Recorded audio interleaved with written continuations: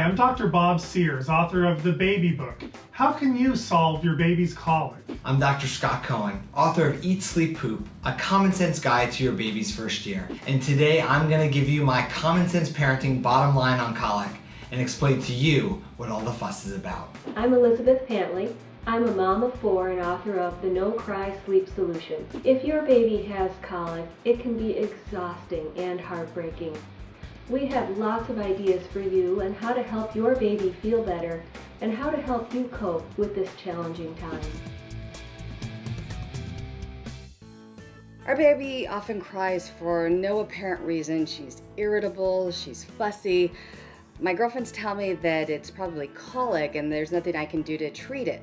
Parents commonly come in the office in the first couple months of life and complain to me that their child seems to be crying for no apparent reason.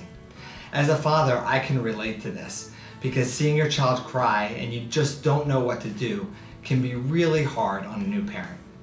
And what I explain to them is that usually this crying is colic. Now, what is colic? Colic is exactly that indescribable, inconsolable, sometimes crying that infants do, where medically there seems to be nothing wrong. Most babies with colic cry at roughly the same time every day, usually late in the afternoon or early evening, and they cry for 3 hours or more, and nothing seems to help. Contrast that with normal fussiness, in which a baby might scream and cry for a few minutes, even 5 or 10 minutes, but you can eventually find how to calm the baby down. Maybe the baby is hungry or needed a diaper change, or maybe the baby just wanted to be held. The thing with a colicky baby is that other times of the day they're perfectly happy. They're growing well and they're thriving. But somewhere around 3 weeks of age, they begin these crying spells, and those last up until your child is about 3 to 4 months old. We actually don't know what causes colic. Now, there have been many hypotheses on this. Some people have noted that they feel that 9-month gestation is just too short for a human infant. Others have related it to gastrointestinal problems such as reflux or milk allergy, or just gas. The most common cause of colic in my experience is milk allergy. Either cow's milk going through a mom's body into her breast milk, and when the baby nurses, the baby suffers some allergic pain from the milk that mom drinks. This is very similar to using a cow's milk formula. If the baby's allergic to cow's milk, drinking a regular formula would cause a lot of colicky symptoms. So in these situations, I encourage parents to go on a completely milk-free diet. Don't eat any products that have any milk in them, such as yogurt or cheese or butter, and especially regular milk. I think that colic has to do with daily stress and anxiety. Anything we can do to limit that daily stress and anxiety will help. Now, we all deal with stress differently. Some of us listen to calm music, some of us listen to rock and roll. So one remedy is not going to fit every child. Some children will love to listen to a lullaby when they're screaming, crying with colic. Others will like to be sung to. Others may want to be sitting on a dryer that's running in their car seat to feel the vibrations. Other children may want to take a ride in a car. The reality is, colic remedies, it's not one size fits all. Most colicky babies can be helped simply by being held. I suggest you invest in a very good baby sling so that you can carry your baby around the house during those colicky periods.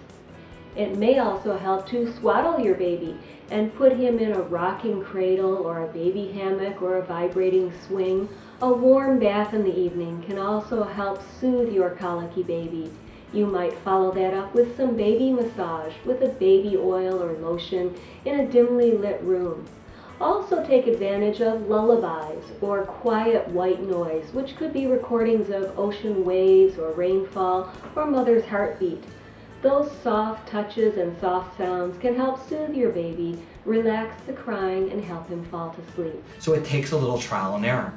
With my daughter Aubrey, if we sang her name to the Mickey Mouse theme, she would stop crying immediately. So we would sing A-U-B-R-E-Y-G-R-A-C-E.